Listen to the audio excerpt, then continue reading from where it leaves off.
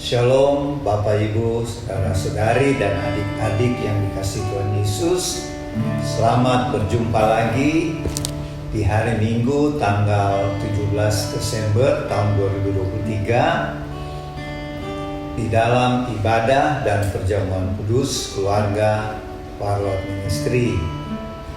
Untuk itu sediakanlah hosti anggur atau roti, bisa juga biskuit, bisa sirup dan teh penggantinya. Dan untuk itu sebelum kita memulai ibadah ini, mari kita awali, kita berdoa bersama-sama. Ya Bapa kami yang ada di dalam sorga, kami bersyukur kepadamu Tuhan buat kasih setia Tuhan di saat-saat masa raya Natal tahun 2023 ini, di mana jemaat-jemaat Tuhan di seluruh muka bumi sedang beribadah merayakan Natal. Kami juga diberi kesempatan pada hari ini untuk mengadakan ibadah perjamuan kudus.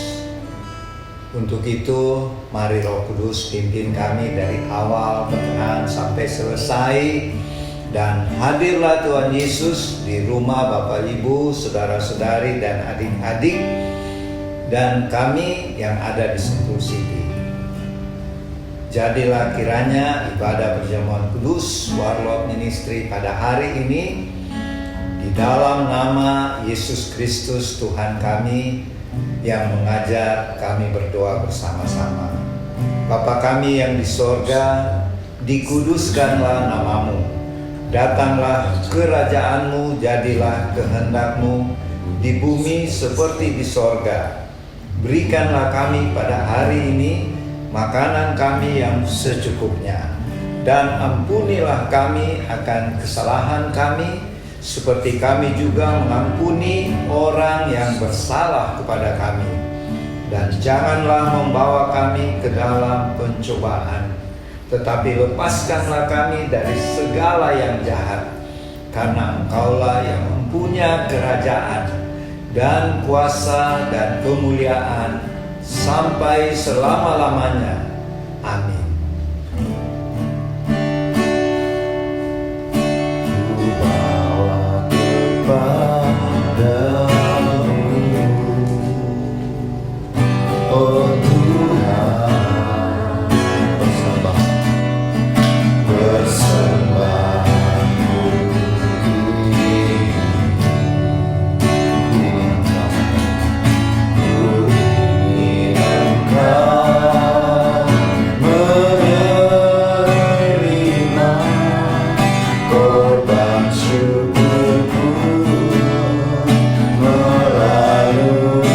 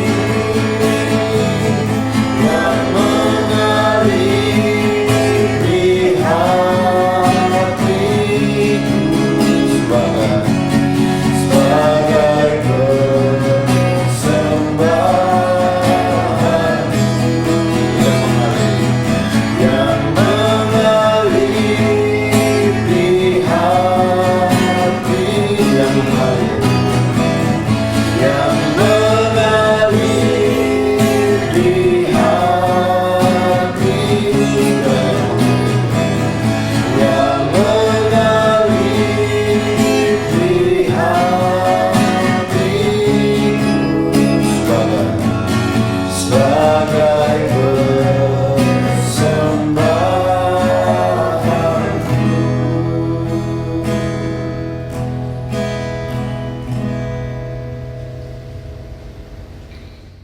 Bapak, Ibu, saudara-saudari, adik-adik yang dikasihi Tuhan Yesus, kini saatnya kita masuk dalam pemberitaan firman Tuhan. Untuk itu sediakanlah pembacaan dari kitab Injil Lukas pasal 2 ayat 8 sampai dengan ayat 20. Injil Lukas pasal 2 mulai dari ayat 8 sampai dengan ayat 20. Mari kita mohon pimpinan Roh Kudus, kita berdoa. Ya Bapa di surga, kami mengucap syukur untuk kesempatan dan waktu yang sangat-sangat berharga ini untuk pemberitaan firman-Mu. Jadikanlah firman-Mu ini Tuhan sebagai terang bagi jalan hidup kami semuanya dan juga berkat bagi kami. Berkati dan urapi kami yang mendengarkan maupun hamba-Mu yang menyampaikan. Sehingga dengan urapan-Mu Roh Kudus, apa yang akan disampaikan hamba-Mu sesuai dengan rencana dan kehendak-Mu Tuhan. Berfirman-Lah ya Tuhan, kami siap mendengarkan di dalam nama Tuhan Yesus. Amin.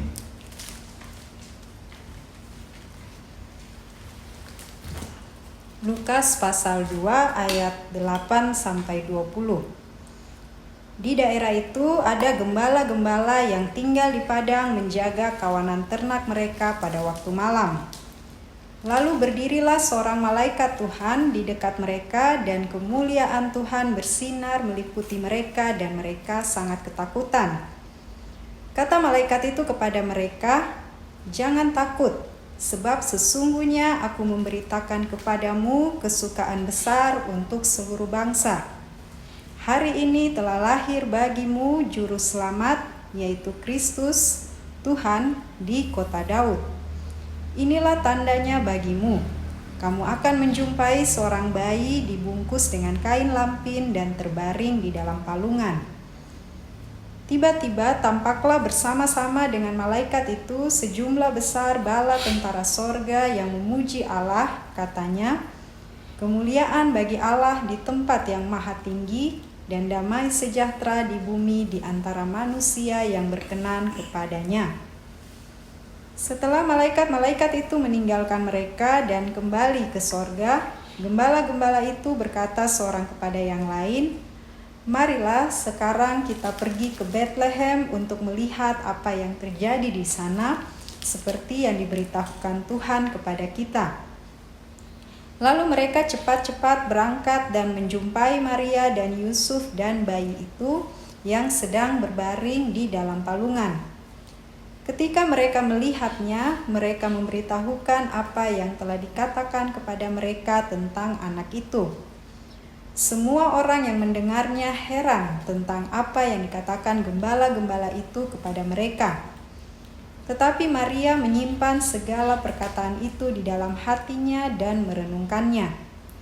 Kemudian kembalilah gembala-gembala itu sambil memuji dan memuliakan Allah, karena segala sesuatu yang mereka dengar dan mereka lihat, semuanya sesuai dengan apa yang telah dikatakan kepada mereka. Amin.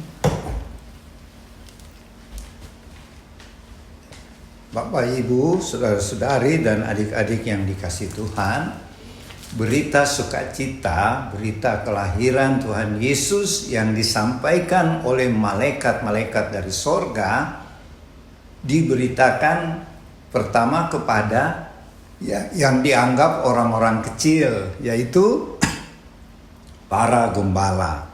Kita tahu gembala itu adalah kebanyakan orang-orang yang tidak kaya. Gembalanya bukan pemilik ternak. Gembala-gembalanya orang-orang kecil kalau ukuran dunia.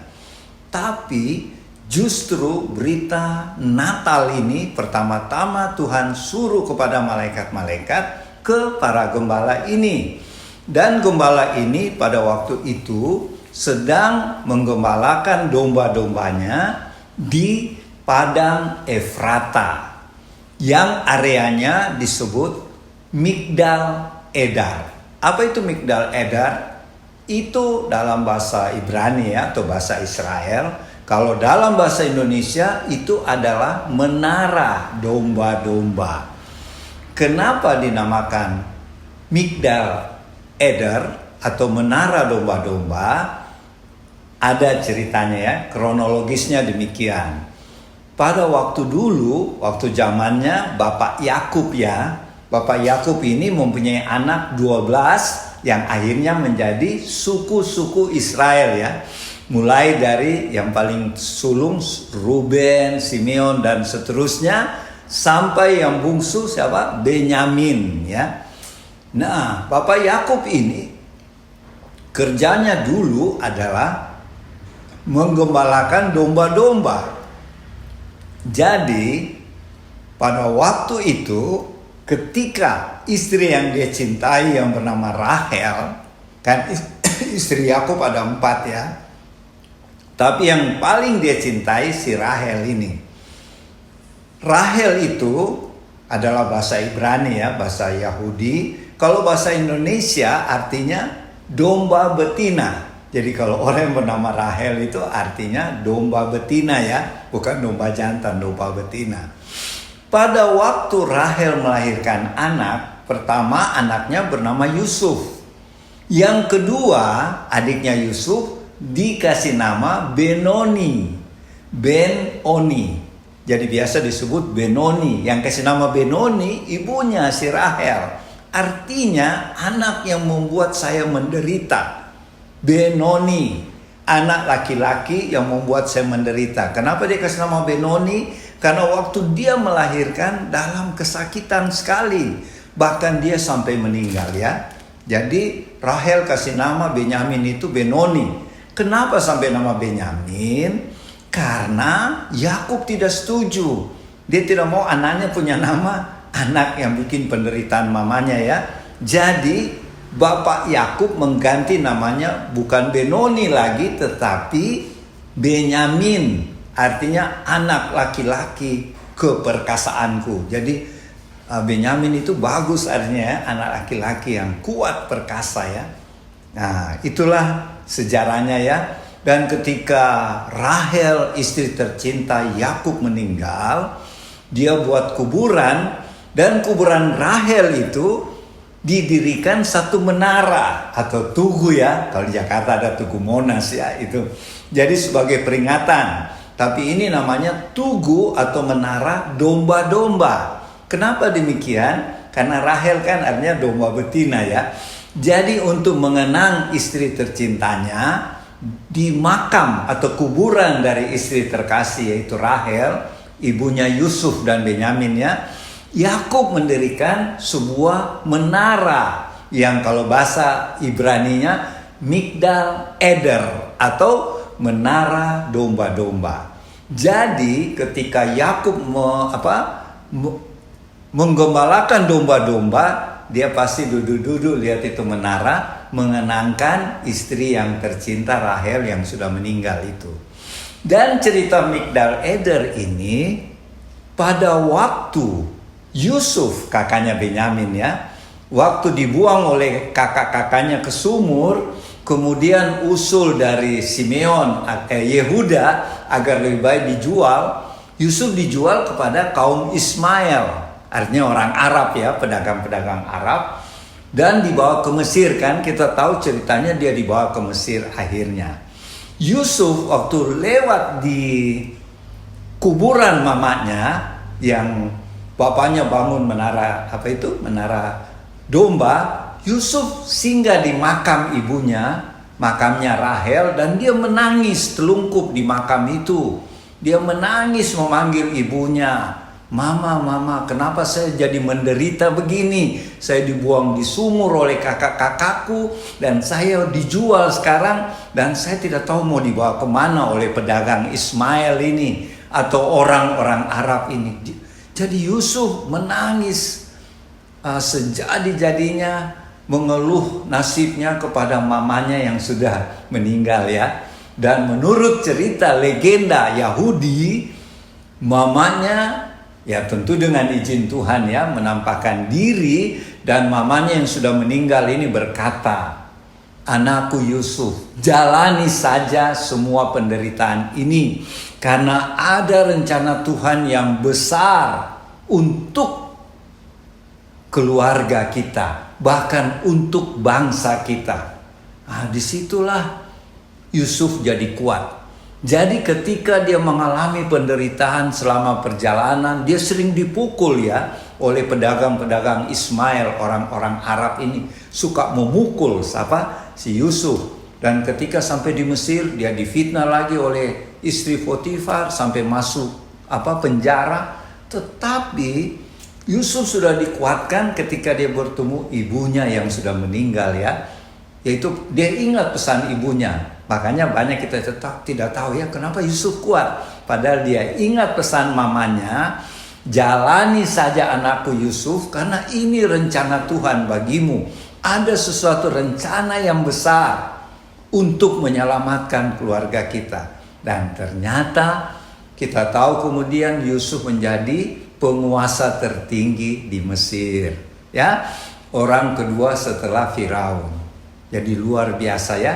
Itu salah satu cerita Migdal Eder atau Menara Domba di mana Yusuf pernah menangis. Kedua, cerita kedua, ketika bangsa Yehuda atau bangsa Yahudi dibuang ke Babilonia oleh Raja Nebukadnezar ya pada waktu itu, di mana ada Daniel, ada Sadrak, Mesak, Abednego di dalamnya. Ketika mereka liwat ini kuburannya Rahel di Migdal Eder, itu terletak di kota Ramallah. Kota Ramallah sekarang tempat pertempuran antara pasukan IDF bangsa Israel dengan teroris Hamas di Ramallah. Disitulah kuburannya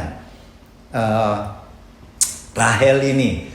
Jadi pada waktu bangsa Yehuda dibuang ke Mesir, bangsa Yahudi dua suku ya, bukan dibuang ke Mesir, ke Babilonia karena dikalahkan oleh Raja Nebukadnezar, dan dibawalah bangsa Yahudi ini dibuang ke Babilonia. Dan sebelumnya 10 suku yaitu bangsa Israel di sebelah utara dibuang ke Asyur oleh Raja Tiglat-Pileser III. Itu 10 suku dibawa ke Asyur. Asyur sekarang negara Iran ya. Disitulah 10 suku. Kemudian ibu kotanya yang nama Samaria, Raja Asyur yang nama Tiglat-Pileser III menaruh rupa-rupa bangsa di situ. Makanya ibu kota Israel Samaria waktu itu terjadi percampuran darah. Makanya di zaman Tuhan Yesus orang Samaria itu dimusuhi oleh orang Yahudi ya. Itu akibat tindakan dari Tiglat-Pileser III, Raja Iran ya, Raja Asyur. Nah sekarang waktu bangsa Yahudi dua suku, 10 suku tadi bangsa Israel, kemudian ketika Babilonia menyerang Asyur, tersebarlah 10 suku itu, sehingga 10 suku Israel itu tersebar ke seluruh dunia, bahkan ada di Indonesia, ada di Maluku, ada di Timor, di Sabu, ada di Manado. Itu 10 suku ceritanya ya, itu sejarahnya. Kemudian kita kembali ke dua suku ini, suku Yehuda dan Benyamin yang dibuang ke Babilonia. Ketika mereka lewat di kota Ramallah, tempat kuburannya Rahel di Migdal Eder ini, bangsa Yahudi di situ singgah meratap ya, meratap di Ramallah ini, menangis mereka. Dan ini terulang lagi pada waktu Tuhan Yesus lahir. Raja Herodes membunuh bayi-bayi yang berumur 2 tahun ke bawah. Itulah disebut ada tangisan di Ramallah ya. Nah, ini adalah pemulangan bangsa Yahudi ketika mereka dibuang ke Babilonia. Liwat di kuburan Rahel, mereka menangis sejadi-jadinya, meratapi nasib mereka dibuang ke Babilonia. Nah, di situ kita belajar ya, kalau kita tidak taat sama Tuhan, Tuhan akan bertindak tegas. Bangsa pilihannya saja dibuang ke Babilonia, bangsa pilihannya dibuang ke Asyur, karena mereka tidak taat, mereka menyembah dewa-dewa, sudah berkhianat sama Tuhan ya. Kita kembali di pembacaan kita tentang gembala-gembala di padang Efrata. Letaknya itu mereka menggembalakan domba di Migdal Eder ini, ya. Jadi pada waktu gembala-gembala ini sedang menggembalakan domba-domba, malamnya sunyi, gelap ya, belum ada lampu zaman itu ya. Tiba-tiba langit menjadi terang sekali. Apa yang terjadi Bapak Ibu Saudara-saudari? Ada seorang malaikat muncul. Maka gembala-gembala ini ketakutan ya. Karena di malam gelap tiba-tiba sinar terang, ada seorang malaikat Tuhan yang turun dari sorga. Mereka gemetaran semua ya. Ini gembala karena ketakutan. Tetapi apa kata malaikat itu? Janganlah takut, karena aku memberitakan kabar baik bahwa hari ini lahir bagimu juru selamat, yaitu Kristus Tuhan di kota Daud. Apa itu kota Daud? Bethlehem. Ya, Bethlehem itu kalau bahasa Indonesia artinya rumah roti. Ya, jadi Bethlehem itu rumah roti. Karena di Bethlehem itu banyak dibuat roti ya. Asalnya di Israel itu roti yang terbaik di Bethlehem ya. Jadi disebut rumah roti. Jadi malaikat itu berkata, jangan takut karena hari ini sudah lahir bagimu juru selamat Kristus Tuhan. Dan tandanya kamu akan menjumpai seorang bayi yang dibungkus dengan kain lampin dan terbaring dalam palungan. Itu tandanya bayi itu. Padahal ini juru selamat ya. Raja atas segala raja. Palungan itu adalah tempat makanan dan minumannya hewan-hewan di kandang binatang itu. Disitulah Tuhan Yesus lahir. Jadi Tuhan Yesus yang sekarang adalah raja atas segala raja, bukan lahir di rumah bersalin yang mewah. Padahal dia bisa ya, dia seorang raja di atas segala raja. Tetapi dia lahir di kandang domba yang hina. Dan yang pertama diberitakan kelahiran Tuhan Yesus para gembala. Yang menurut kita kadang-kadang salah persepsi ya. Para gembala itu orang kecil, orang miskin. Padahal kalau kita perhatikan di Alkitab, gembala-gembala itu seperti Abraham. Abraham itu seorang gembala ya. Terus Ishak gembala, Daud gembala. Dan kita ingat Tuhan Yesus apa? Tuhan Yesus gelarnya apa? Gembala yang baik. Jadi sebenarnya gembala itu adalah pekerjaan yang sangat terhormat. Nah, apa hubungannya dengan gembala yang di padang Efrata? Gembala yang menjaga domba, terus malaikat muncul yang mengatakan jangan takut. Hari ini lahir juru selamat, Yesus Kristus Tuhan. Di atas palungan, di tempat makanan, minuman, dan tempat melahirkan binatang. Di situ Tuhan Yesus lahir ya. Jadi sudah di kandang binatang, di tempat makanan, minuman, dan tempat induknya domba melahirkan. Disitulah Tuhan Yesus lahir. Dan kemudian dibungkus dengan kain lampin. Apa itu kain lampin? Kalau zaman sekarang, kalau bayi baru lahir pakai loyor atau gurita, itu kain lampin ya. Swaddling kalau bahasa Inggris, swaddling clothes, kain baju lampin sebenarnya. Artinya baju untuk bayi yang baru lahir. Dan apa reaksi para gembala? Mereka bersuka cita. Dan kemudian mereka lihat bukan lagi satu malaikat, ribuan malaikat. Mereka bernyanyi. Jadi malaikat pintar-pintar nyanyi ya. Mereka berkata, kemuliaan bagi Allah di tempat yang maha tinggi dan damai sejahtera di bumi di antara manusia yang berkenan kepadanya. Ini saya ingat lagu waktu masih dulu ya. Muliakanlah. Ini lagunya ini ya. Muliakanlah Tuhan Allah. Nah, itu lagunya malaikat ya. Waktu Tuhan Yesus lahir di Bethlehem. Nah, kemudian setelah itu malaikat itu hilang semuanya. Artinya mereka kembali ke sorga. Dan apa yang dibuat oleh para gembala? Apakah mereka diam-diam? Sudah dingin kan malam-malam, tadi ketakutan lagi. Mereka bisa bilang gini, sudahlah, nanti besok saja baru kita pergi lihat itu bayi yang baru lahir, juru selamat itu. Tidak, Bapak Ibu Saudara-saudari. Reaksi para gembala ini patut kita contoh. Mereka langsung bereaksi. Mari kita cari bayi yang baru lahir itu yang disampaikan para malaikat.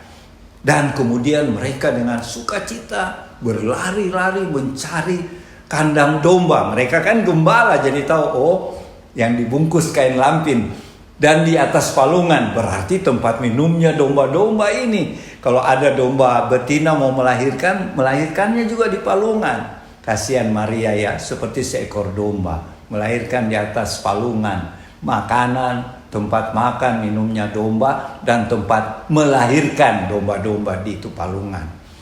Disitulah Maria melahirkan, Bunda Maria melahirkan, dan disitulah Juru Selamat kita, Raja atas segala raja lahir ya. Kenapa begitu Bapak Ibu?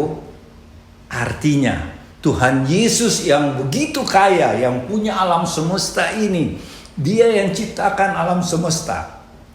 Dia menjadi miskin, lahir di kandang domba, di atas palungan, bukan di rumah sakit yang mewah. Dia menjadi miskin supaya kita anak-anaknya menjadi kaya, ya. Itu maksudnya ya. Kemudian kita lihat lagi, ketika para gembala ini sampai di kandang domba, kandang dombanya berbentuk goa ya. Jadi kalau kita lihat, biasa gambar-gambar itu ada gembala datang menghadap Yusuf dan Maria dengan bayi Yesus. Kadang-kadang digambar pondok ya, sebuah rumah pondok. Salah itu. Yang betul goa, berbentuk goa. Karena kandang domba itu goa, bukan kalau kita lihat di gambar-gambar kartun Natal seperti rumah ya, ada atapnya, bukan. Kandang domba itu di Israel goa, sebuah goa. Ya, jadi tidak ada atapnya karena goa ya. Tidak ada pintu lagi karena goa. Jadi Bapak Ibu Saudara-saudari, para gembala mencari dan mereka tahu pasti di salah satu kandang domba ini di Bethlehem. Jadi mereka juga waktu mengembalakan domba Migdal Eder itu lokasinya kira-kira 10 km dari kota Yerusalem. Kenapa mereka mengembalakan dekat kota Yerusalem? Karena domba-domba yang mereka gembalakan itu akan dipakai oleh imam-imam di bait Allah untuk korban bakaran. Jadi itu pekerjaan seperti gembala-gembala itu adalah pekerja-pekerja bait Allah di lapangan. Dan domba-domba itu khusus untuk persembahan korban bakaran, terutama pada hari raya Paskah ya. Itu domba-domba itu yang dikorbankan, yang digembalakan oleh para gembala ini. Nah, kita kembali lagi dalam cerita, waktu gembala-gembala sampai di goa tempat Tuhan Yesus dilahirkan, mereka melihat bayi itu digendong oleh Maria. Ini biasa kita lihat di kartun Natal ya. Dan para gembala itu menceritakan sama Maria, Yusuf, dan kalau menurut bacaan Alkitab ini ada juga orang lain hadir. Mungkin tetangga-tetangga di sekitar situ dengar ada bayi lahir, mereka datang ya. Jadi bukan cuma gembala, ada bapak mamanya Tuhan Yesus yaitu Yusuf dan Maria, ada juga tetangga-tetangga yang dekat di kandang domba, ada di situ melihat si bayi. Dan gembala-gembala ini ketika mereka masuk, mereka bersujud karena mereka tahu ini juru selamat, Raja Damai yang lahir, seorang raja ya. Dan mereka menyembah dan mereka menyampaikan sama Yusuf, Maria dengan orang yang ada di kandang itu bahwa ini pesan malaikat. Hari ini lahir juru selamat yang kita tunggu-tunggu. Semuanya heran. Jadi yang pembawa berita itu gembala, yang menurut kita orang-orang kecil ya. Itu yang dipakai Tuhan untuk memberitakan Injil ya. Dan selanjutnya orang-orang di kandang domba semua heran, kecuali Maria. Dikatakan di sini Maria diam saja sambil menyimpan rahasia ini di dalam hati. Karena dia tahu ya, sebelumnya malaikat Gabriel sudah bicara sama dia ya waktu dia baru hamil. Dan kemudian Bapak Ibu, para gembala pulang dengan sukacita mengembalakan dombanya kembali. Tetapi saban ketemu orang di jalan, mereka beritakan, teman-teman, hari ini sudah lahir juru selamat yang kita tunggu-tunggu, Mesias. Kami tadi terima berita dari malaikat sorgawi, kejadian supernatural ya. Malaikat dari sorga turun memberitakan hari Natal, hari kelahiran Tuhan Yesus ya. Sekarang apa artinya buat kita ya, yang hidup di zaman sekarang, duta-duta Kristus di akhir zaman? Yang pertama kita lihat, Tuhan malah memakai orang-orang kecil untuk memberitakan Injil. Jadi tidak ada alasan kita mengatakan, wah saya bukan tamatan teologi ya Opa, saya bukan pendeta, saya bukan majelis. Ini gembala apa? Mereka cuma menggembalakan domba di padang. Tapi Tuhan pakai untuk memberitakan Injil. Dan mereka jalankan dengan baik. Jadi marilah kita kompak, kita setia taat pada Tuhan. Kita memberitakan Injil kepada siapa saja seperti para gembala itu. Yang kedua, mereka bukan tunggu-tunggu. Sudahlah, habis malaikat kembali ke surga, besok saja ya. Ini sudah tengah malam, sudah capek, lebih kita tidur dulu. Tidak Bapak Ibu. Mereka langsung berespons. Nah ini pelajaran buat kita ya. Mungkin warot, Opa ini ada pasien, ada yang mau dilayani. Nanti saja deh, tunda-tunda. Kalau kita lihat para gembala, mereka tidak menunda. Begitu Tuhan suruh, pergi. Ketemu itu bayi Yesus, mereka pergi. Jadi kita juga kalau ada perintah dari Tuhan untuk melayani sesama kita, jangan tunda. Karena kita tahu juga kalau tertunda-tunda, kuasa gelap akan menguasai orang itu. Ya, ini kita banyak pelajaran kita dapat dari gembala ini ya. Jadi jangan tunda-tunda kalau ada pelayanan yang kita harus lakukan. Dan yang ketiga, setelah mereka ketemu Tuhan Yesus atau setelah kita melayani Tuhan, kita bisa pulang dengan sukacita seperti para gembala. Mereka memuji-muji Tuhan karena perbuatan Tuhan yang ajaib. Begitu juga kita ya Bapak Ibu Saudara-saudari, setelah kita berhasil dalam melayani, kita mendoakan orang, kita memberitakan Injil, kita menyembuhkan orang, kita mengusir setan-setan, kita bisa pulang dengan memuji-muji Tuhan.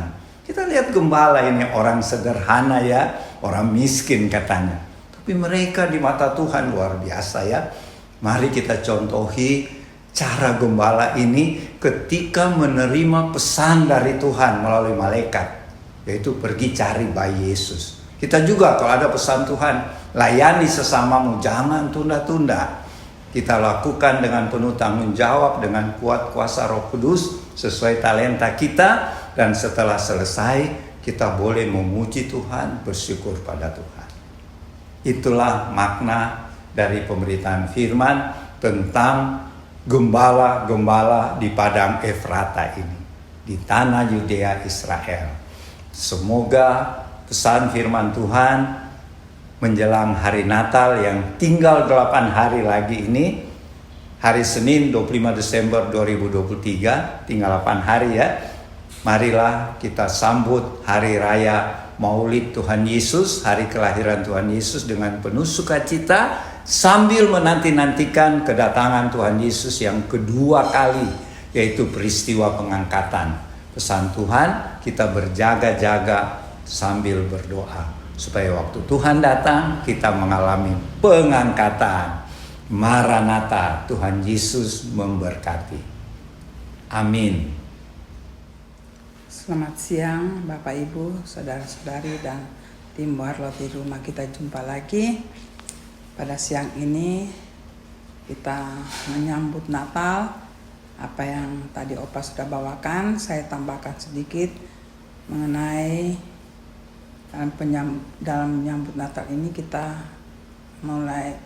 berbicara mengenai gembala, para gembala. Saya hanya menambahkan, menyempurnakan untuk pengertian gembala-gembala. Kata gembala kita bawa kehidupan kita, pembacaan pikiran kita. Kenapa Tuhan waktu menyatakan kelahirannya melalui para malaikat dibawa pada gembala, ya, bukan raja, bukan satu orang yang terhormat ya, yang kita sebagai manusia kadang-kadang memikirkan hal yang demikian ya. Padahal Tuhan Yesus adalah seorang raja yang bakal raja lahir di dunia. Tapi kenapa Tuhan datang memberitakan itu melalui gembala? Saya tidak jauh menyatakan pengulangan yang Opa katakan, tapi saya sebagai kata gembala, ya, bukan raja, ya. Gembala, arti gembala sebagai manusia adalah yang dikatakan tingkat sosial yang di bawah, ya. Tetapi kalau dibawa dengan kata gembala pada zaman ini adalah suatu yang terhormat, menggembalakan. Seorang gembala pasti di bawahnya ada domba-domba. Saya tidak berbicara mengenai domba, tapi saya melihat dari kata gembala. Kalau saya renungkan di situ, kenapa Tuhan katakan di sini gembala? Ya. Gembala itu sebenarnya ada di situ hati. Kita memikirkan tingkat sosial gembala saat ini, waktu itu kehidupan sosial yang di bawah. Tetapi kata gembala itu kalau dicerna pada saat ini itu sangat terhormat karena membawa domba. Domba saat ini artinya ada orang. Domba itu domba yang dipimpin. Sekarang kalau dibawa ke saat sekarang pengertiannya ada jemaat, ya, ada domba. Jadi pengertian kata gembala di sini saya bertitik beratnya di hati, ya. Hati seorang gembala. Dan Tuhan kita tahu, nyatakan Tuhan Yesus adalah seorang gembala. Dan kita katakan cerita pada siang hari ini gembala.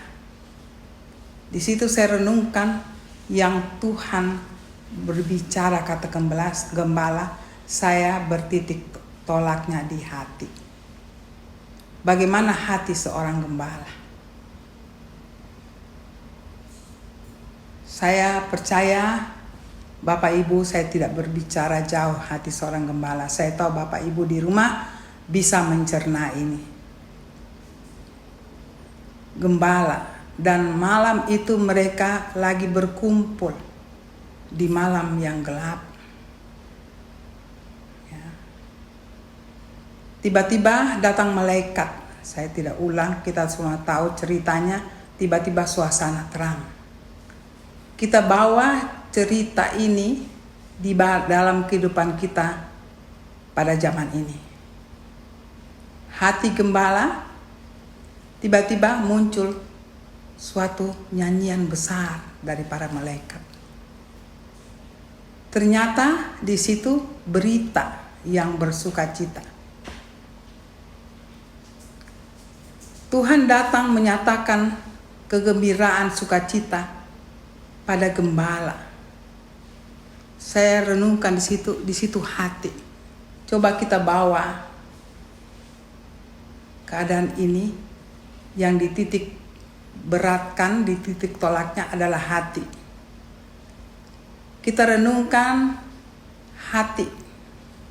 hati gembala. Di situ ada mau berkorban.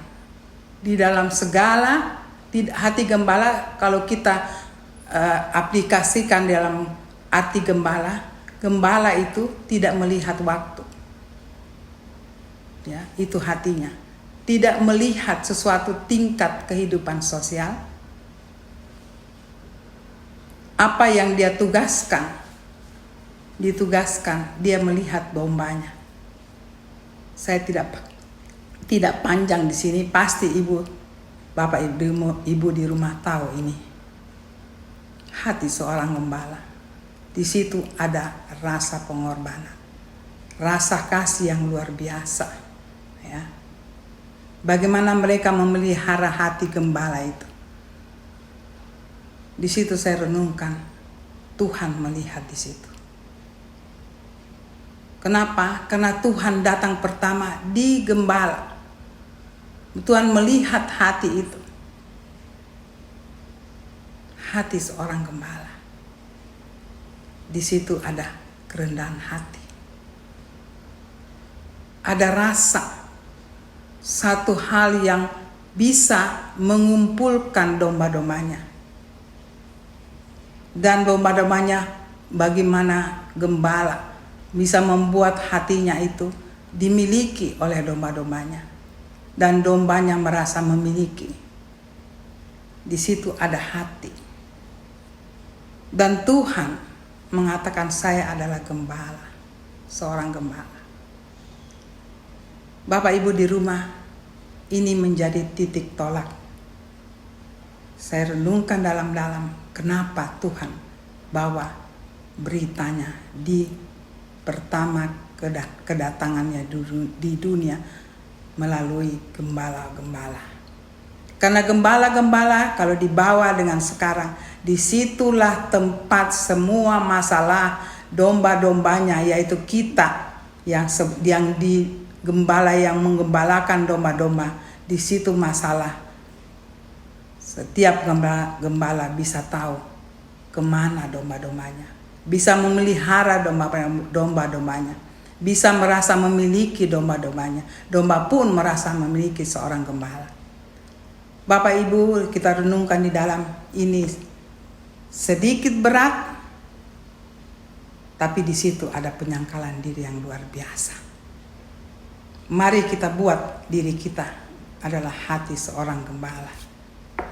Karena di situ Tuhan melihat, Tuhan dengan begitu hebatnya datang menyatakan, aku datang ke dunia melalui gembala. Kalau kita dibawa pada zaman sekarang, marilah kita bawa hati gembala. Hati gembala di dalam apa yang Tuhan sudah berikan pada kita. Gembala seorang gereja, gembala satu persekutuan kah? Tapi itu gembala. Yang saya mau tekankan ini hati, bukan status. Kalau status, kita katakan aku seorang gembala, kadang-kadang sudah melenceng dari apa sebenarnya. Sebenarnya saya mau katakan, Tuhan mau lihat hati kita. Karena hati kita, hati seorang gembala, maka Tuhan tidak segan datang menyatakan dirinya. Di dalam hati seorang gembala, Tuhan sangat berkenan. Banyak hal Tuhan berbicara melalui hati seorang gembala. Apa yang tidak bisa diterima, yang tidak dilihat secara mata dunia, Tuhan berikan. Malaikat bertempik sorak. Sesuatu yang luar biasa. Sesuatu yang supernatural. Itu didengar oleh para gembala yang mempunyai hati gembala kalau dibawa zaman sekarang. Seorang gembala yang benar-benar gembala, banyak hal kita bisa dapat pribadi Tuhan di dalam kehidupan kita. Kita bawa pribadi Tuhan itu waktu kita menggembalakan domba-domba yang sudah dipercayakan kepada kita. Bapak Ibu sekalian, teman-teman di rumah, saya mau katakan, inilah hati seorang gembala. Kepercayaan Tuhan bagi seorang gembala punya tugas. Kalau kita nalarkan sebagai manusia itu berat, sangat berat. Karena warna Tuhan harus keluar dari hati kita. Tidak status. Kalau orang kenal dari status, kita bangga. Kadang-kadang itu terjadi. Tapi waktu menjalankan hati gembala, kita berusaha, tapi kadang-kadang manusia kita datang. Ada satu saya renungkan sendiri. Tuhan datang dengan para malaikatnya. Kalau kita punya hati gembala, maka Tuhan datang. Begitu dengan segala kemegahannya di dalam kerinduan kita. Ya, kita duduk, kita merenungkan. tapi yang bertitik tolak di hati kita, di situ Tuhan datang. Saya membawa berita cerita gembala ini di dalam kehidupan kita sehari-hari, dan lebih fokus adalah hati. Mari kita kalau Tuhan percayakan kita menjadi seorang gembala, bawalah hati kita. Saya ulang lagi, di situ hati seorang gembala. Di situ ada kasih yang luar biasa, ya. Ada tugas yang luar biasa untuk membawa domba mengenal Tuhan, mengenal Sang Gembala. Karena di dalam gembala itu sendiri keluar semua hati Tuhan, karakter Tuhan, pribadi Tuhan, ya. Karena kita mewakili Tuhan. Tuhan katakan, aku pergi ke surga, tapi aku memberikan rohku tinggal di dalam kehidupan. Sebagai anak-anak Tuhan, kalau roh Tuhan sudah tinggal di dalam kita, maka otomatis itulah hati gembala. Dan lebih luas lagi, tidak harus selalu gembala, tapi sekarang anak-anak Tuhan adalah gembala, membawa orang yang belum mengenal Tuhan melalui hati kita dan terpancar di kehidupan kita. Maka orang lain yang belum mengenal Tuhan adalah seorang gembala, itu keluar dari kehidupan kita. Itu luas, Bapak Ibu. Mari kita renungkan apa yang kita baca siang ini. Itu membawa perenungan yang dalam sekali. Yang paling sedikit sulit dan perjuangan adalah hati. Saya ulang-ulang di situ. Karena kami menjalankan misi, tugas yang Tuhan berikan pada kami. Yang kami perjuangkan adalah hati. Tidak gampang Bapak-bapak Ibu, tapi dia gampang kalau dengan Roh Kudus. Membawa hati gembala, saya ulang-ulang, itu tidak gampang. Itu ada penyangkalan diri yang luar biasa, ya. Hati gembala mau menerima segala ini dengan segala kerendahan hati. Di dalam kerendahan hati seorang gembala, yang dia lihat bukan sesuatu yang tidak enak, sesuatu yang sesuka hatinya, mau melayani sesuka hatinya yang dia rasa itu menguntungkan. Tidak. Kadang-kadang tidak menguntungkan, itu pun hati gembala harus turun. Itulah penyangkalan diri. Mari kita bawa cara kita menyangkal diri kita berat, tetapi kita tujukan mata kita kepada Tuhan Yesus. Tuhan Yesus seorang gembala, bagaimana dia korbankan dirinya di salib. Berat Bapak Ibu. Karena di situ penyangkalan diri yang luar biasa. Saya dan kami sekeluarga coba untuk menjalankan ini. Dan saya katakan itu sulit. Sangat sulit mengembalakan 1-2 orang yang dipercayakan. Itu saja ada pengorbanannya yang luar biasa. Apalagi seorang gembala status sekarang yang harus mengembalakan beberapa orang. Ada gereja, ada persekutuan. Tapi itu mudah kalau kita bersama Tuhan Yesus melalui karya Roh Kudusnya dia bekerja. Bapak Ibu, keadaan kita hari zaman ini, akhir ini adalah zaman akhir. Hal-hal ini sangat Tuhan inginkan ada di dalam kehidupan kita.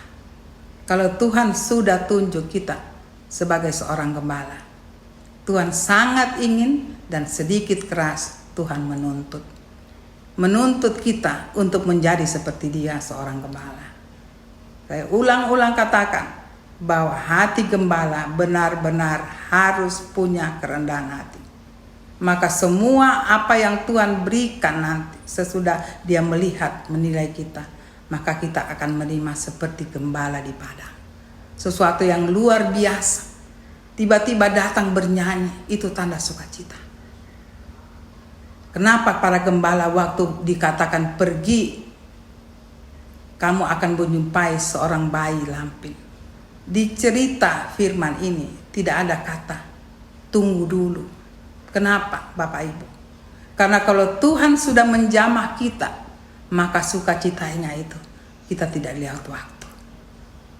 Sukacitanya datang menerangi hati kita, dan gembiranya luar biasa sampai keadaan malam pun mereka tidak rasa. Karena kalau Tuhan menjamah, tidak ada yang bisa menahan, tidak ada kata jangan dulu. Itu gembira sukacita. Marilah kita mempunyai hati gembala. Tuhan akan datang dengan kita. Tuhan akan tidak segan menyatakan dirinya.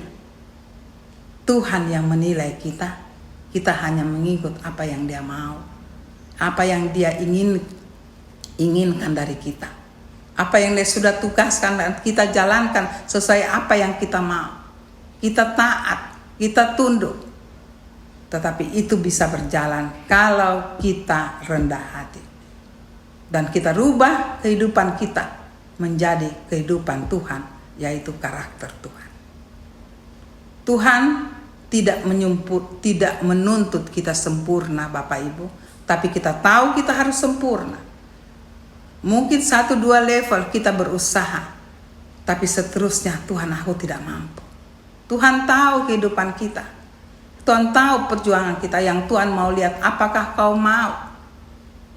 Dan kita katakan aku mau, dan kita berjuang.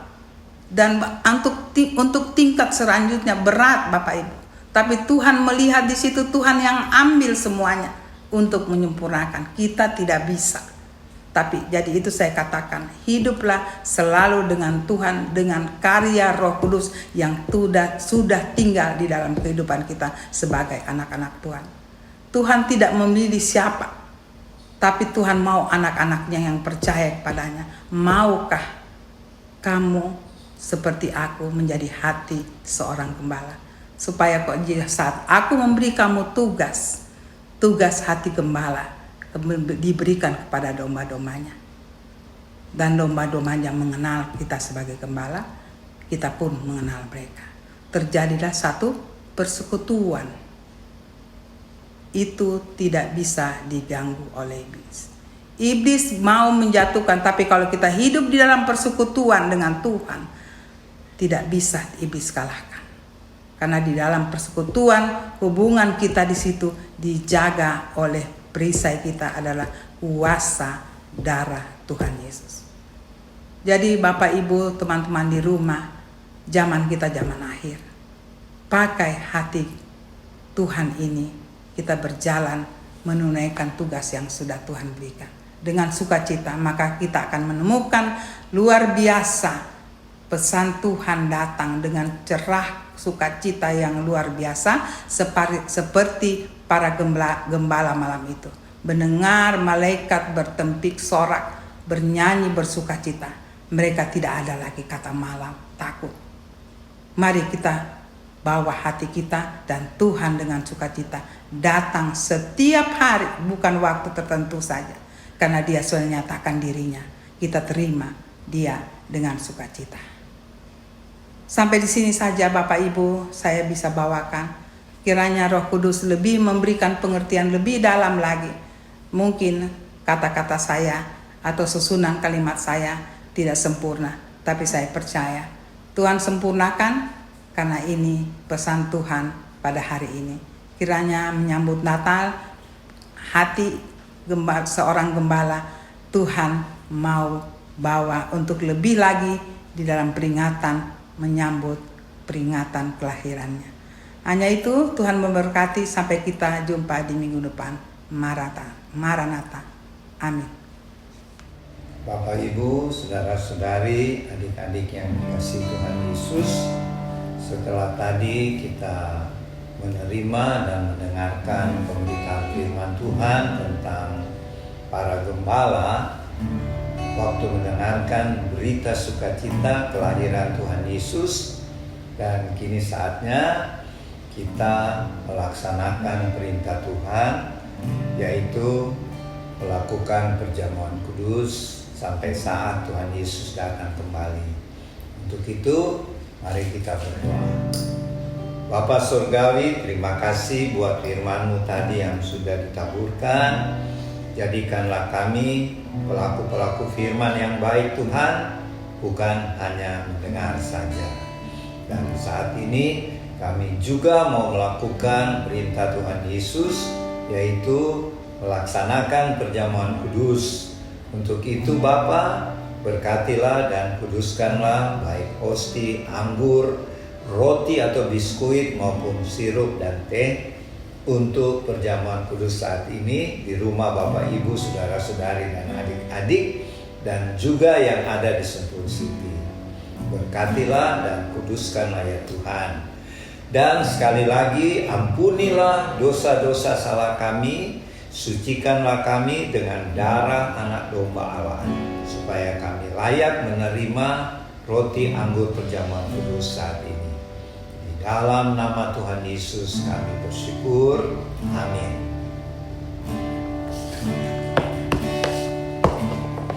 Ku sanjung kau di tempat tinggi, sebab Engkau Imam besar agung. Ku sanjung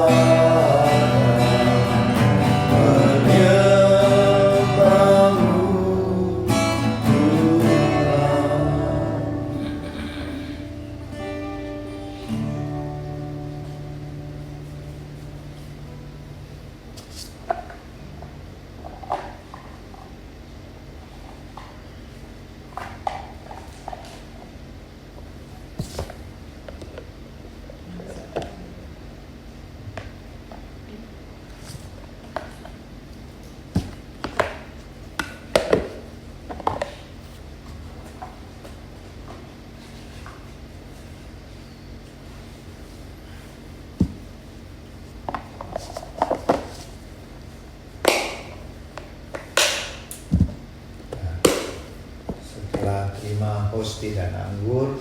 Jika di hosti ada firman Tuhan, silakan Bapak Ibu, saudara-saudari dan adik-adik baca.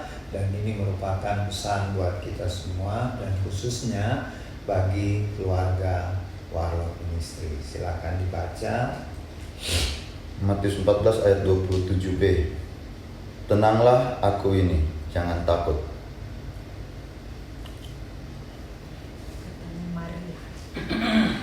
Lukas 1 ayat 37. Sebab bagi Allah tidak ada yang mustahil. Imam 26 ayat 13b. Aku telah mematahkan kuk kayu kuk yang dipasang yang di atasmu dan membuat kamu berjalan. Terakhir, di dalam pembicaraan pasti terjadi pelanggaran, tetapi siapa yang bisa menahan, dia akan berakal budi. Amsal 10 ayat 19. Jadi pesan Tuhan yaitu bahwa yang pertama Tenanglah. tenang. Sekalipun keadaan dunia saat ini banyak pandemi lagi, COVID-19 mulai lagi, peperangan di mana-mana, problem banyak terjadi, tapi Tuhan menganjurkan kita jadilah tenang ya, karena kita punya Tuhan Yesus yang mengatasi segala sesuatu. Dan pesan Tuhan kemudian, kita tidak perlu takut karena bagi Tuhan tidak ada yang mustahil. Sebenarnya ini pesan malaikat Gabriel kepada Maria ya. Tetapi ini juga buat kita tetap percaya pada Tuhan, karena bagi Tuhan segala masalah itu Tuhan bisa selesaikan. Jadi tidak ada yang mustahil ya. Terus Tuhan berjanji Dia akan mematahkan kuk sehingga kita dapat berjalan tegak. Artinya segala aturan-aturan yang membebani kita, tetapi apabila itu tidak sesuai dengan perintah Tuhan, Tuhan akan patahkan itu ya. Dan terakhir Tuhan katakan di dalam pembicaraan kita harus berakal budi sehingga tidak terjadi perselisihan. Nah, itulah beberapa pesan Tuhan buat keluarga Warlord Ministry khususnya dan buat kita masing-masing. Marilah kita angkat hosti perjamuan kudus ini, dan firman Tuhan berkata, lalu Tuhan Yesus mengambil roti, mengucap syukur, memecah-mecahkannya dan memberikannya kepada murid-muridnya. Kata Tuhan Yesus, inilah tubuhku yang diserahkan bagi kamu, perbuatlah ini menjadi peringatan akan aku. Mari kita imankan bersama, kita ucapkan, inilah roti perjamuan kudus yang adalah persekutuan dengan tubuh anak domba Allah yang tersalib di bukit Golgota. Kami terima dengan iman di dalam nama Tuhan Yesus. Silakan makan dalam nama Tuhan Yesus.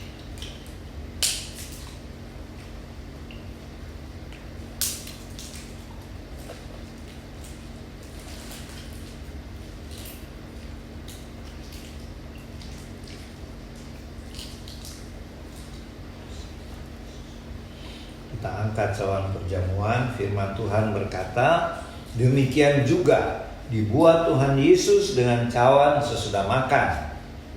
Tuhan Yesus berkata, cawan ini adalah perjanjian baru oleh darahku yang ditumpahkan bagi kamu. Kita ucapkan dengan iman, inilah anggur perjamuan kudus yang adalah persekutuan dengan darah Tuhan Yesus yang suci. Kami terima dengan iman di dalam nama Tuhan Yesus. Silakan minum dalam nama Tuhan Yesus.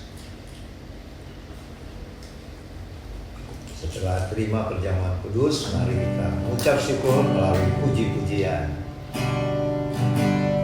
Kau Allah yang kudus, Kau Allah yang kudus, limpahkan suci-Mu, kami menyembah nama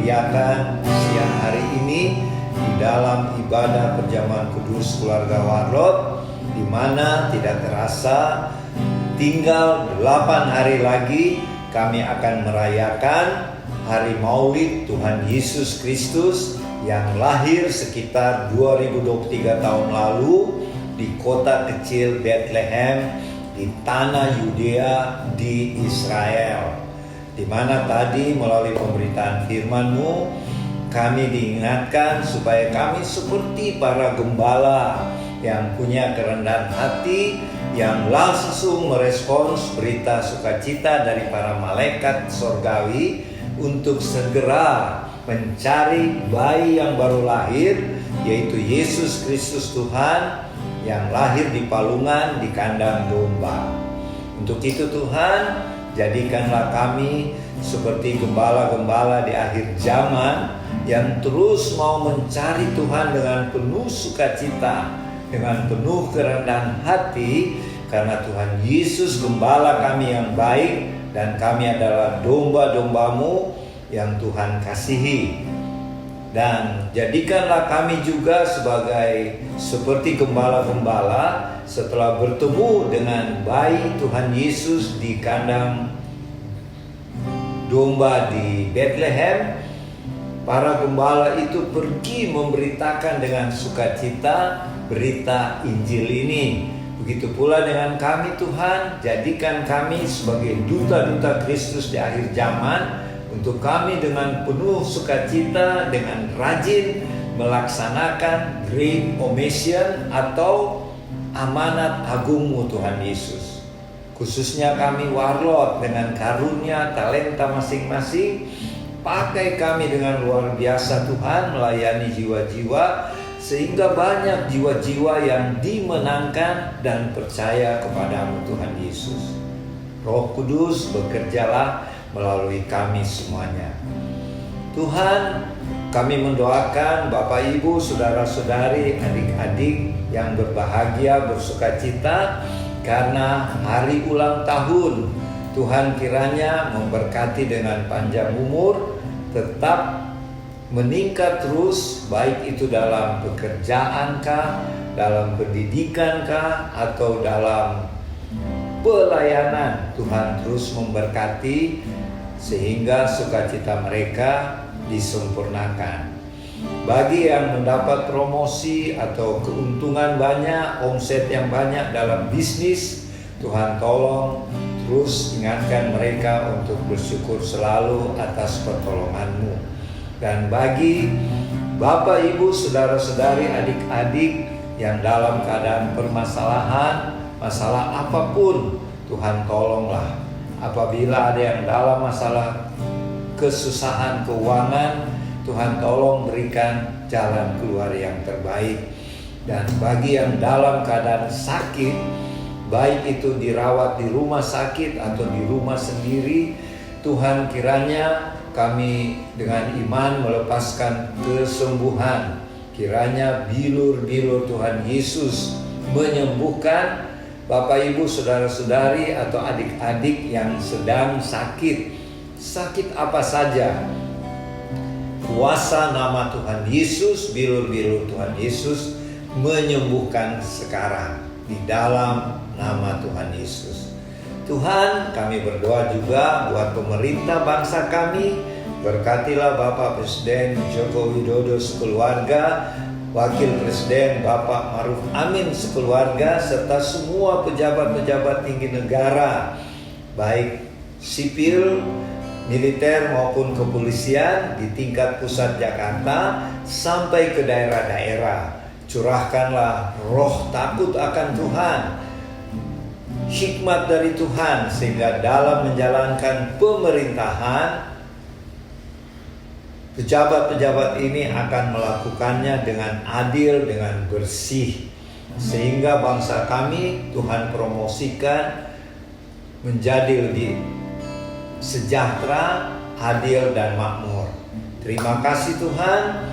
Pakailah kami, keluarga Warlot Ministry, untuk menjadi duta-duta kerajaan-Mu di akhir zaman, sehingga lewat pelayanan kesaksian kami banyak jiwa-jiwa yang dimenangkan. Kami doakan juga keberadaan dunia saat ini, di mana pandemi COVID-19 varian baru mulai bermunculan lagi. Tuhan, tutup bungkus semua umat-Mu dengan kuasa darah-Mu yang suci Tuhan, sehingga COVID-19 varian baru atau penyakit apapun tidak bisa menembus perisai darah Tuhan Yesus ini.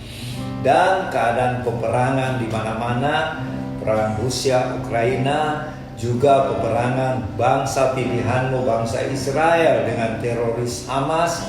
Tuhan, tolonglah agar terjadi perdamaian dan tidak terjadi banyak korban-korban jiwa lagi dan yang luka-luka karena peperangan-peperangan ini. Jadikanlah kami sebagai pendamai-pendamai di mana terjadi perselisihan Tuhan, baik di tingkat sekitar kami, di keluarga-keluarga, maupun dimanapun Tuhan tempatkan kami. Terima kasih Bapa, terima kasih. Sebelum kami mengakhiri ibadah dan perjamuan kudus keluarga Warlot ini, kami memohon berkat-berkat daripada-Mu. Mari kita terima berkat Tuhan. Kiranya berkat-berkat dari Allah Bapa Sorgawi, berkat rohani dan jasmani yang berlimpah-limpah, kasih karunia Tuhan Yesus Kristus dan persekutuan dengan Allah Roh Kudus menyertai Bapak Ibu, saudara-saudari, adik-adik bersama keluarga-keluarga masing-masing, dan menyertai kami yang ada di House of Warlot Sentul City. Mulai siang ini sampai Maranatha Tuhan Yesus datang kembali, bahkan sampai selama-lamanya, di dalam nama Tuhan Yesus. Amin. Ibadah sudah selesai. Sampai berjumpa lagi minggu depan, hari Minggu tanggal 24 Desember 2023. Tuhan Yesus memberkati. Selamat menjelang hari Natal. Haleluya. Amin.